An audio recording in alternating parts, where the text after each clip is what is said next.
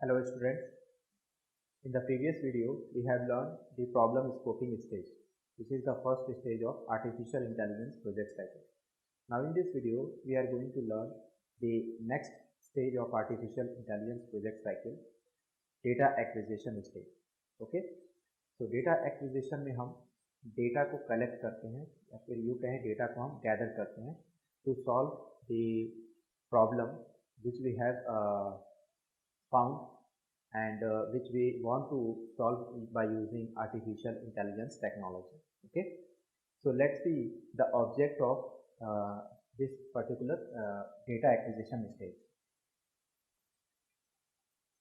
So data acquisition stage means what we are going to learn is कि data को कैसे हम acquire करेंगे, डेटा को कैसे कलेक्ट करेंगे. Okay, for this purpose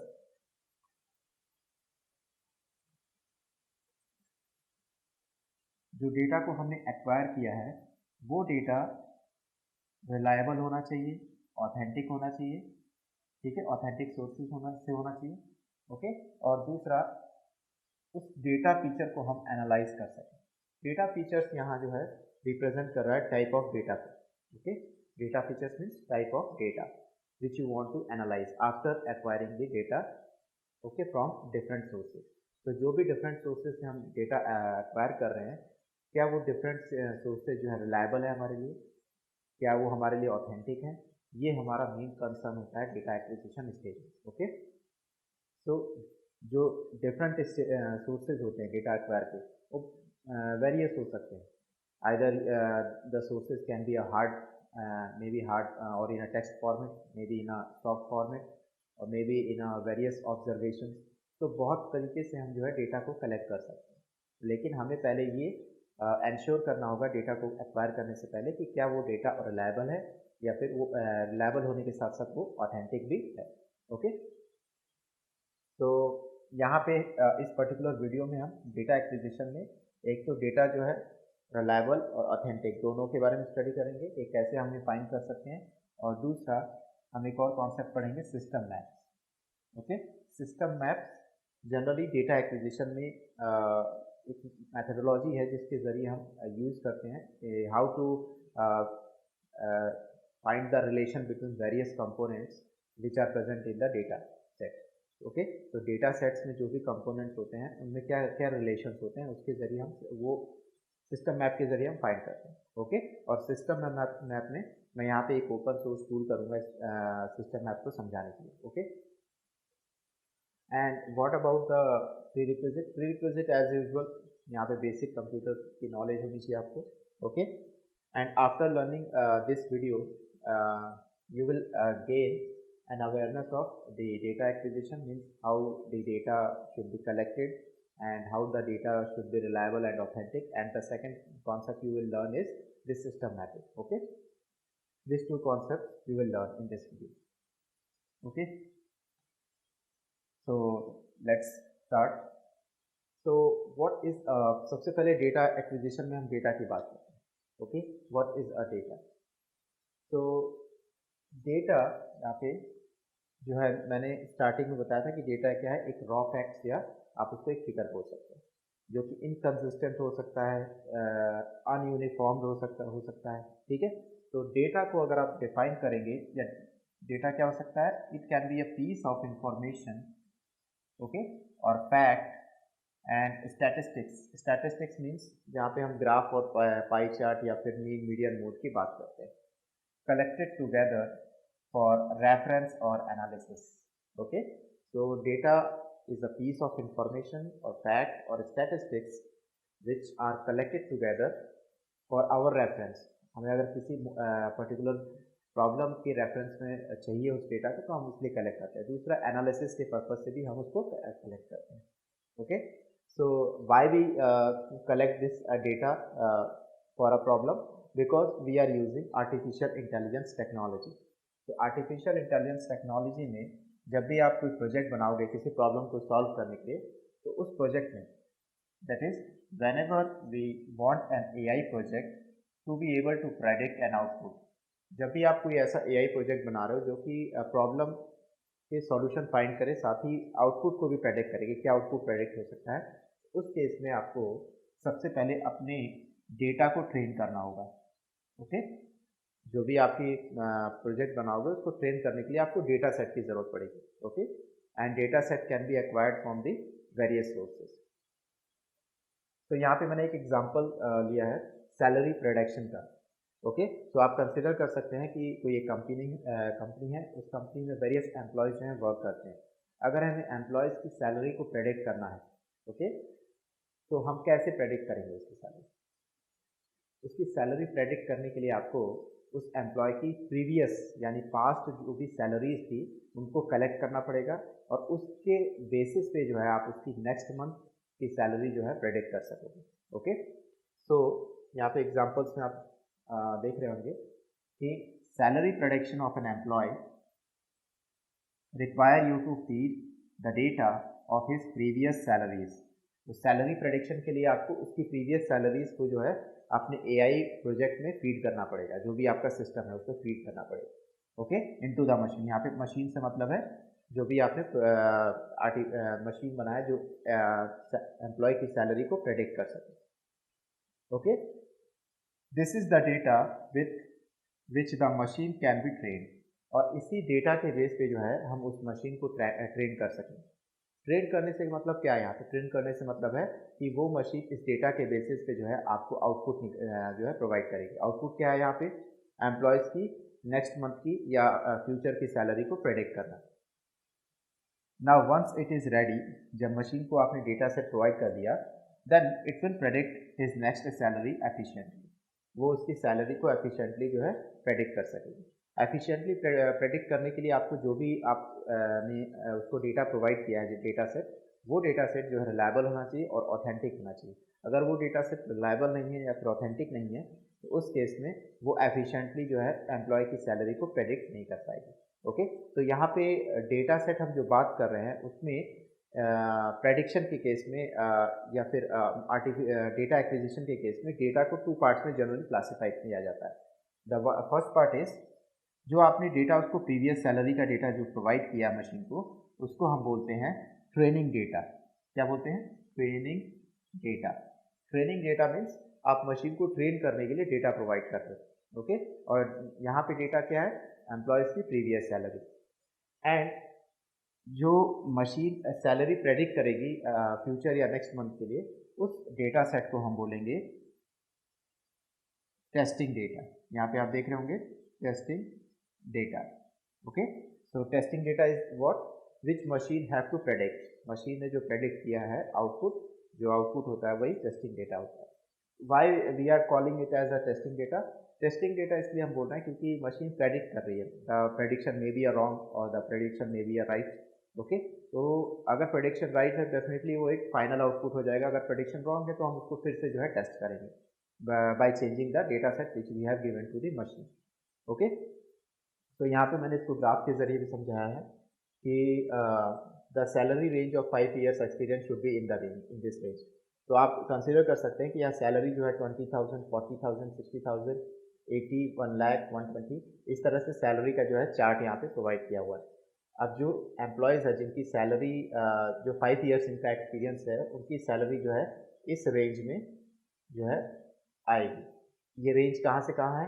above 60,000 और बिलो 90,000। 60 और 90 के बीच में ऐसे एम्प्लॉयज़ हैं जिनका एक्सपीरियंस जो है 5 years का, जिन्होंने 5 साल तक का 5 years वर्क किया है। ओके, एंड जैसे जैसे एक्सपीरियंस बढ़ता जाएगा वैसे वैसे सैलरी का जो रेंज है वो भी बढ़ती जाएगी।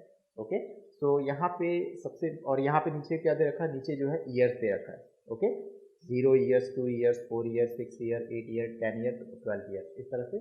तो आप इस तरह से किसी भी पर्टिकुलर प्रोजेक्ट जब आप कोई प्रॉब्लम कंसिडर करते हो और प्रोजेक्ट बनाते हो, तो डेटा एक्विजिशन में आप डेटा कलेक्ट करने के बाद डेटा को कैसे एनालाइज करना है और कैसे ऑब्जर्व करना है, उसके लिए हम वेरियस नॉर्म्स यूज़ कर सकते हैं। जैसे यहाँ पे मैंने एक ग्राफ का यूज़ किया। Okay, so this is a very good example for data acquisition stage. Okay,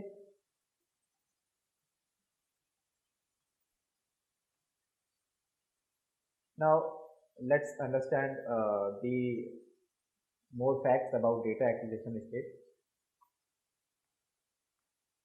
data acquisition में मैंने डेटा फीचर्स की बात की थी, जो फर्स्ट स्लाइड में मैंने डेटा फीचर्स बताया था। So what is data features, मैंने बताया था कि डेटा फीचर्स क्या है, टाइप ऑफ डेटा है। तो data features refers to the type of data you want to collect. जो भी डेटा आप कलेक्ट करना चाह रहे हैं वो डेटा सेट, उस डेटा सेट में जो डेटा फीचर्स की हम बात करें, जो डेटा फीचर कॉन्सेप्ट है वो क्या है, type of data. Type of data यहाँ पे क्या हो सकता है, टाइप ऑफ डेटा में भी numbers, may be a text, may be a image. Okay, इस तरह से जो है डेटा के टाइप हो सकते हैं। जैसे अगर हम प्रोग्रामिंग लैंग्वेजेस में टाइप ऑफ डेटा पढ़ते हैं तो प्रोग्रामिंग लैंग्वेजेस में डेटा टाइप क्या क्या हो सकता है, स्ट्रिंग हो सकता है, नंबर्स हो सकता है, टेक्स्ट हो सकता है, इंटीजर हो सकता है, फ्लोट हो सकता है। तो वेरियस टाइप ऑफ डेटा होते हैं। ओके, तो हमें ये भी मालूम होना चाहिए कि जो भी हमने डेटा कलेक्ट किया है उसमें डेटा का टाइप क्या है। डेटा का टाइप मे बी टेक्स्ट हो सकता है, मे बी इमेज हो सकता है। Okay, various types of data हो सकते हैं। So for any AI project to be efficient, कोई भी एआई प्रोजेक्ट एफिशिएंट होने के लिए, मीन्स जो भी आप एआई प्रोजेक्ट बना रहे हो अगर वो एफिशिएंट हो, उस केसेस में आपने जो उसको डेटा प्रोवाइड किया है, जो कि हम ट्रेनिंग डेटा यहाँ पे बात कर रहे हैं। हमने नेक्स्ट प्रीवियस स्लाइड में क्या पढ़ा था, दो तरह के डेटा होते हैं, ट्रेनिंग डेटा और टेस्टिंग डेटा। तो जो आपने ट्रेनिंग डेटा उस पर्टिकुलर मशीन या प्रोजेक्ट में प्रोवाइड किया है, वो ट्रेनिंग डेटा सबसे पहला तो ऑथेंटिक होना चाहिए। ओके, ऑथेंटिक का मतलब वैलिड सोर्स से वो आना चाहिए, अनवैलिडेटेड सोर्स से नहीं आना चाहिए। और दूसरा वो रिलेवेंट होना चाहिए। ऑथेंटिक एंड रिलेवेंट, किसके रिलेवेंट होना चाहिए, प्रॉब्लम के रिलेवेंट होना चाहिए। ओके, फर्स्ट स्टेज हमारा क्या था, प्रॉब्लम स्कोपिंग। प्रॉब्लम स्कोपिंग में हमने पढ़ा था कि जो भी प्रॉब्लम है हमारे पास, उस प्रॉब्लम के बारे में हमें 4WS प्रॉब्लम कैनवास, जो कि जिसमें what, where, why and when, ये 4 जो है पिलर्स हैं। उन 4 पिलर्स को फाइंड करने के बाद जो भी आपके पास प्रॉब्लम है, उस प्रॉब्लम की रिलेवेंट डेटा क्या होगा, that is the data acquisition. और ऑथेंटिक भी होना चाहिए डेटा। ओके, यहाँ पे मैंने एक एग्जांपल समझाया है मशीन लर्निंग पाइपलाइन का। तो मशीन लर्निंग पाइपलाइन का मतलब क्या है, मशीन लर्निंग मैंने आपको बताया था कि एक टेक्नोलॉजी है जिसमें कि हम मशीन को डेटा के ज़रिए ट्रेन करते हैं। ओके, प्रीवियस डेटा हमको जो भी प्रीवियस डेटा होता है उस डेटा को हम प्रोवाइड करते हैं मशीन को। वो मशीन उस डेटा के को ऑब्जर्व करती है, एनालाइज करती है, उसके बेसिस पे वो जो है नेक्स्ट प्रेडिक्शन या नेक्स्ट अपना जो एक्शन होता है उसको परफॉर्म करती है। ओके, सो ये मशीन लर्निंग टेक्नोलॉजी। अब यहाँ पे मशीन लर्निंग में क्या करते हैं, हम सबसे पहले रॉ डेटा उसको प्रोवाइड करते हैं। ओके, रॉ डेटा प्रोवाइड करते हैं। रॉ डेटा में जो है कि अनयूनिफॉर्म हो सकता है डेटा, डेटा इनकन्सिस्टेंट हो सकता है, बहुत सारी वैल्यूज मिसिंग हो सकती हैं, ये रॉ डेटा होता है। उस रॉ डेटा के बेसिस पे क्या करते हैं, सबसे पहले मशीन लर्निंग में फीचर्स को फाइंड किया जाता है कि डेटा का फीचर क्या है, डेटा का टाइप क्या है। ओके, एंड देन उसके बाद उसके बेसिस पे मॉडल्स क्रिएट किए जाते हैं। ओके, देन उसको फिर हम मार्केट में जो है डिप्लॉय करते हैं एंड फाइनली वो जो है प्रेडिक्शन उससे हम जो है परफॉर्म करवाते हैं कि क्या प्रेडिक्शन हो सकता है। तो ये मशीन लर्निंग में एक पर्टिकुलर वे है डेटा एक्वायर करना, और उसको एक्वायर करने के बाद उसके लिए मॉडल क्रिएट करना बाय यूजिंग वेरियस एल्गोरिथम्स, और उसके बेसिस पे जो है उस प्रेडिक्शन करना। Okay, so reliable source data, the uh, that is the important issue in data acquisition stage. तो रिलायबल कैसे हो हमारा जो भी डेटा है, तो रिलायबल डेटा के लिए आपको सबसे पहले देख जहाँ से भी आप डेटा कलेक्ट कर रहे हैं आपको ये मालूम होना चाहिए कि डेटा ऑथेंटिक है। ओके, ऑथेंटिक कैसे हो सकता है डेटा, जैसे यहाँ पे मैंने बताया आपको कि रिलायबल डेटा सोर्सेज क्या क्या हो सकते हैं। जैसे यहाँ पे एग्जांपल दिया है, जैसे यहाँ पे एग्जांपल दिया है कि डेटा जो है स्टैटिस्टिक्स की फॉर्म्स में हो सकता है, या जो डेटा आपने कलेक्ट किया है वो डेटा आपने क्या हार्ड कॉपी से कलेक्ट किया है, मतलब टेक्स्ट फाइल से कलेक्ट किया है, या आपने डेटा जो है ऑनलाइन कलेक्ट किया है। Okay, so this are the different data sources, और ये जो भी डेटा आपने कलेक्ट किया है इन वेरियस प्लेटफॉर्म से, क्या वो डेटा जो है रिलायबल है, that is our main concern. So there exist various sources from which the data can be acquired. Okay, तो हमारे पास बहुत सारे प्लेटफॉर्म है डेटा को एक्वायर करने के लिए, डेटा को कलेक्ट करने के लिए। लेकिन जब भी आप डेटा एक्वायर करें या डेटा कलेक्ट करें, आप वहाँ पे 2 क्वेश्चंस को पुट अप कर सकते हैं। First question is, do all the sources have authentic data. जो भी सोर्सेज हम डेटा कलेक्ट कर रहे हैं, क्या वो सारे सोर्सेज ऑथेंटिक है, वैलिडेटेड है, और दूसरा what if we do not get appropriate data. और कई बार ऐसा भी हो सकता है कि जो भी आप प्रोजेक्ट बना रहे हैं उस प्रोजेक्ट में आपको कोई डेटा ही ना मिले, एप्रोप्रिएट डेटा ना मिले, तो उस केस में आप क्या करेंगे, कैसे उस प्रॉब्लम को या जो है सॉल्व करेंगे। तो generally artificial intelligence, machine learning और डेटा साइंस में हमें निर्भर रहना पड़ता है डेटा पे। अगर डेटा हमें मिलता है और डेटा अगर एप्रोप्रिएट होता है तो हम जो है प्रोजेक्ट को एफिशिएंटली बना सकते हैं, प्रोजेक्ट बहुत ही बेटर बना सकते हैं। बट अगर हमारे पास एप्रोप्रिएट डेटा ना हो, डेटा सोर्स ही ना हो, तो उस केस में हम क्या क्या कंसिडर कर सकते हैं to develop our big project. Okay, that is the main question. तो ये दो क्वेश्चन हमेशा आपको पुटअप करना होगा before acquiring the data. Okay,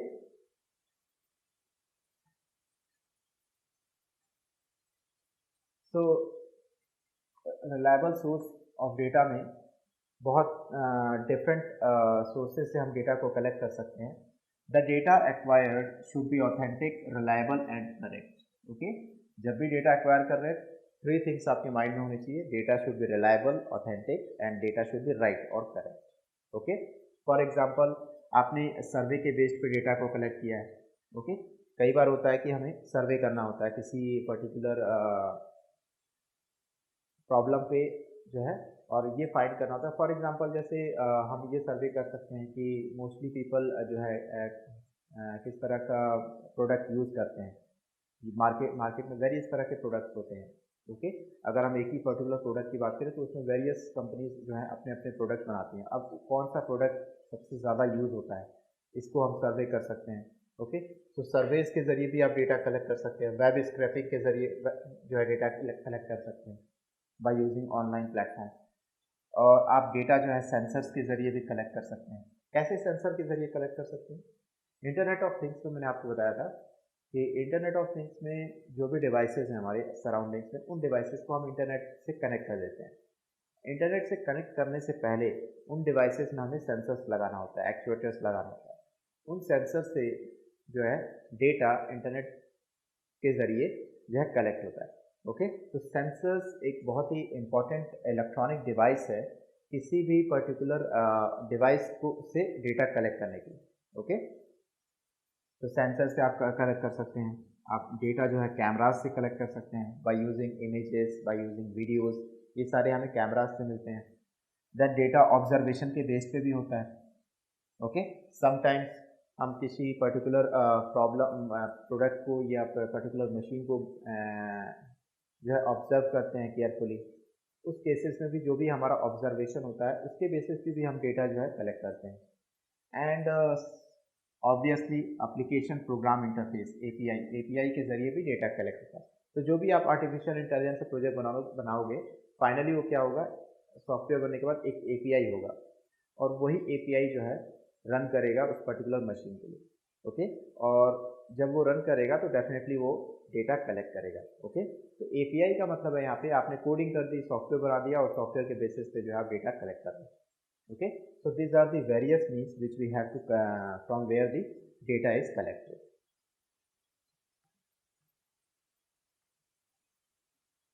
Now, after understanding the reliable, authentic and correct data sources, now the next is concept in data acquisition stage is system mapping. What is system mapping? System mapping में जो भी आपने data collect किया है उस data में क्या क्या कंपोनेंट्स हैं। ओके, वेरियस कंपोनेंट्स हो सकते हैं डेटा के। वो कंपोनेंट्स आप पहले आइडेंटिफाई करोगे। Okay, and then you have also identify the boundaries of the data.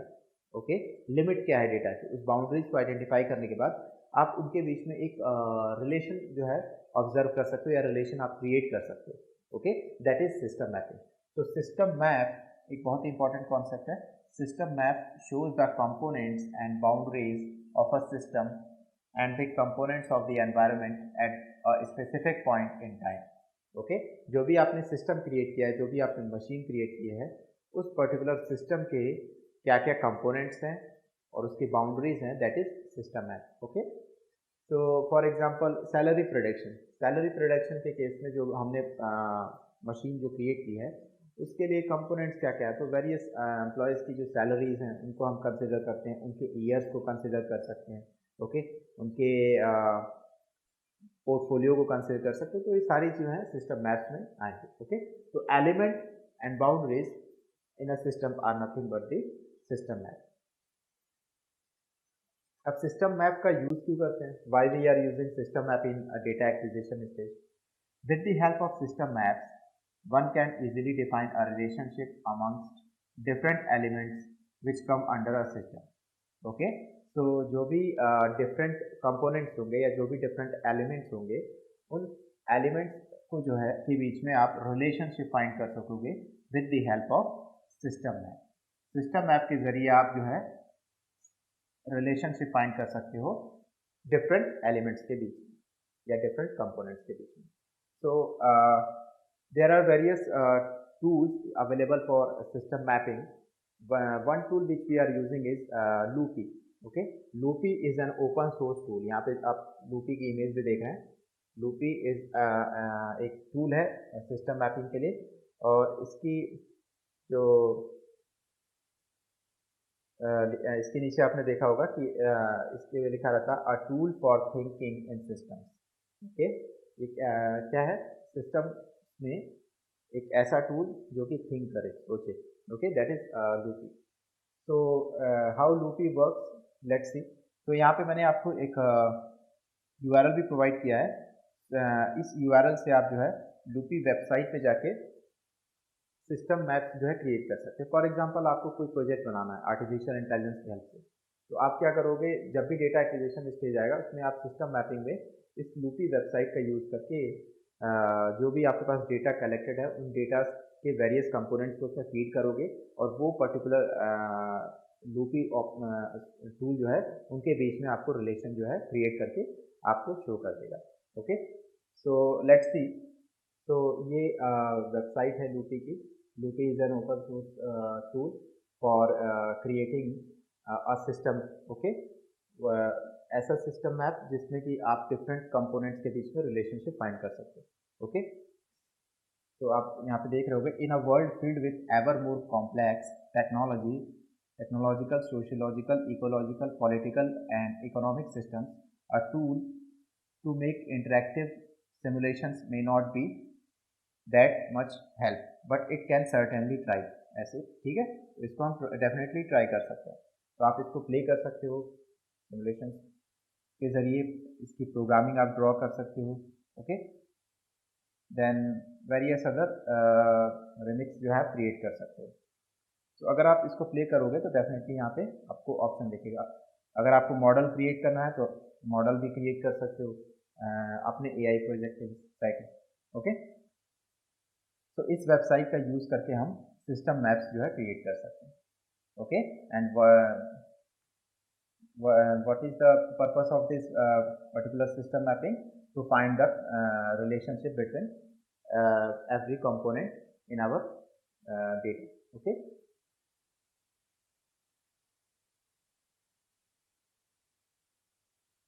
So let's consider an example। एक एग्जाम्पल मैं यहाँ पे लेता हूँ और एग्जाम्पल के जरिए हम समझेंगे कि कैसे सिस्टम मैपिंग यूज होती है। तो एग्जाम्पल हम यूज करेंगे वाटर साइकिल का, ओके। वाटर साइकिल सिस्टम में क्या क्या कंपोनेंट्स होते हैं और उन कंपोनेंट्स के बीच में क्या रिलेशंस होता है, इसको हम सिस्टम मैप के जरिए स्टडी करें,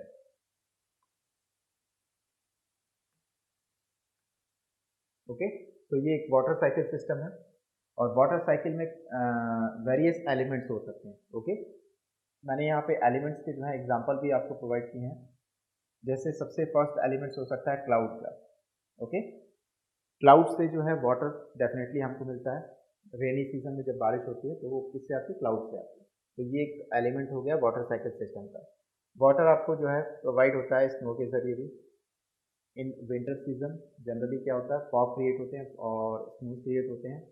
उस फॉग से जो है डेटा जो है सॉरी उस फॉग से भी जो है आपको वाटर जो है प्रोवाइड होता है, ओके। देन वाटर आपको अंडरग्राउंड से मिलता है, अंडरग्राउंड सॉइल से, ओके। और मेनली जो ड्रिंकिंग वाटर होता है वो अंडरग्राउंड से ही हमें प्रोवाइड होता है, ओके, क्योंकि अंडरग्राउंड से जो वाटर हमें मिलता है वो उसकी प्योरिटी जो है वो ज़्यादा होती है in comparison to other sources of water. Okay, हाँ डेफिनेटली रेन से भी जो हमें वाटर मिलता है वो भी एक प्योरिट होता है, but mainly we are depending on the underground water. Okay, then आपको वाटर जो है रिवर से भी मिलता है। ओके, रिवर हो गया, कैनाल हो गया, वेरियस जो हमारे पास हैं उन सबसे हमको वाटर मिलता है। ओके, देन वाटर आपको ओशियन से भी मिलता है। ओके, यहाँ पे ओशियन में मैं सी की भी कंसिडर करता हूँ। Ocean is the largest form, sea उससे स्मॉल होता है, तो इससे भी हमें डेटा मिलता है एंड मोस्ट ऑफ इससे भी हमें वाटर मिलता है and most of the water are present in our oceans and seas. Okay, next है हमें डेटा वाटर जो है हमें ट्री से भी मिलता है। ओके, पेड़ों से भी हमें जो है पेड़ पौधों से भी हमें वाटर मिलता है।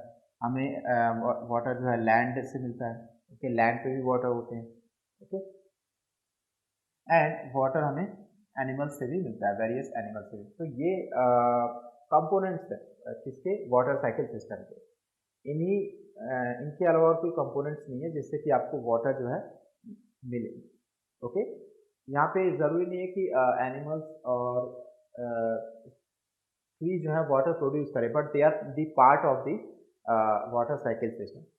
Trees and animals definitely not producing the water, but they are the part of the water cycle system. Okay, तो हमारे पास टोटल कितने कंपोनेंट्स है वाटर साइकिल सिस्टम में? टोटल हमारे पास 8 कंपोनेंट्स है। अब इन 8 कंपोनेंट्स के बीच में हम जो है रिलेशनशिप फाइंड करेंगे with the help of system है। ओके, और इसके लिए हम वेरियस टूल्स यूज कर सकते हैं। आप यहाँ पे लूपी ओपन सोर्स टूल का यूज करेंगे। ओके,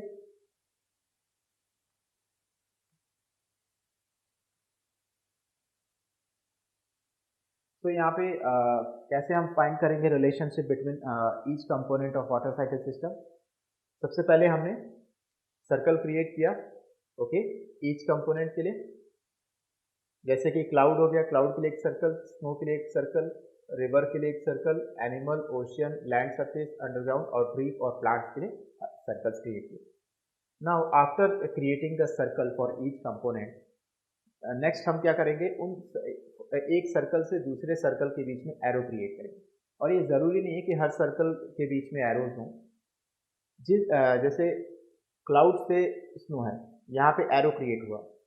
अब एरो के ऊपर आपको 2 साइन दिखेंगे, या तो प्लस का साइन दिखेगा पॉजिटिव, या फिर नेगेटिव का साइन दिखेगा। अगर वो पॉजिटिव साइन है तो ये प्रेडिक्ट करता है उससे कि क्लाउड और स्नो दोनों जो है डायरेक्टली रिलेटेड हैं एक दूसरे से।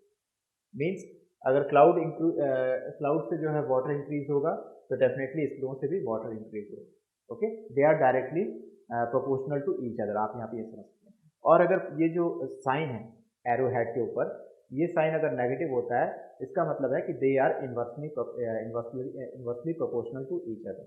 Inversely proportional to each other में क्या होगा, एक अगर अफेक्ट होगा तो दूसरा जो है उसको बेनिफिट मिलेगा। मीन्स अगर यहाँ पे इंक्रीमेंट होता है तो यहाँ पे क्या होगा, डिक्रीमेंट होगा। ओके, ये सिस्टम मैप है यहाँ पे। तो सिस्टम मैप में हम क्या करते हैं, हर एक कंपोनेंट के लिए सर्कल क्रिएट करते हैं एंड देन हम एरो हेड क्रिएट करते हैं between each component and then उसके ऊपर हम पॉजिटिव या नेगेटिव साइन रखते हैं। पॉजिटिव साइन का मतलब है कि दोनों कंपोनेंट डायरेक्टली प्रोपोर्शनल है, नेगेटिव साइन का मतलब है कि दोनों कंपोनेंट इन्वर्सली प्रोपोर्शनल है। ओके, तो इसी कॉन्सेप्ट को मैंने यहाँ पे पॉइंट्स के जरिए समझाया है। The arrowhead depicts the direction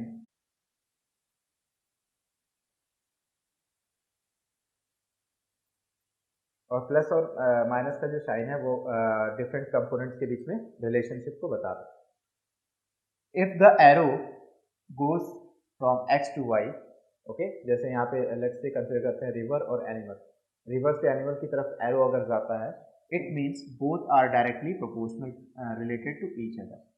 okay, अगर एरो हेड का डायरेक्शन एक्स से वाई की तरफ है और उसके ऊपर जो प्लस का साइन है, उस केस में क्या होगा, they are directly related to each other.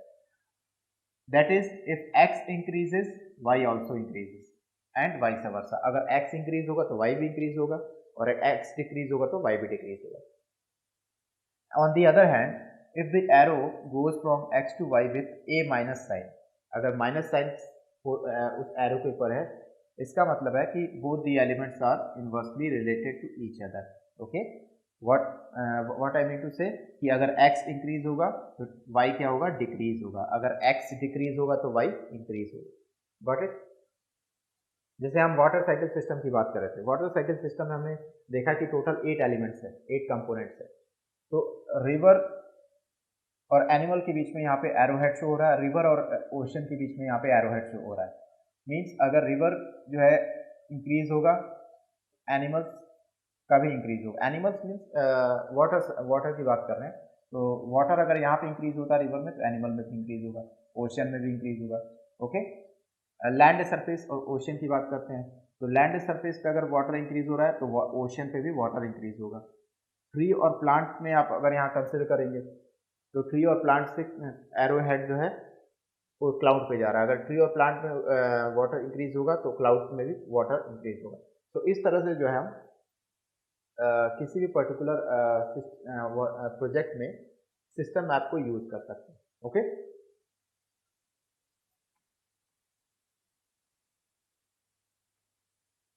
So that's all about the data acquisition stage. Data acquisition stage में हमने 2 कॉन्सेप्ट को स्टडी किया. फर्स्ट कॉन्सेप्ट जो था वो डेटा सोर्सेज के बारे में था, जिसमें कि हमने ये स्टडी किया कि data sources should be reliable, authentic and correct data. And second, हमने जो भी डेटा हमारे पास कलेक्ट हुआ है उस डेटा को कलेक्ट करने के बाद उनके कंपोनेंट्स के बीच में क्या रिलेशनशिप है इसको स्टडी किया with the help of system map. Okay, so in the next video we are going to study the next stage of artificial intelligence project cycle.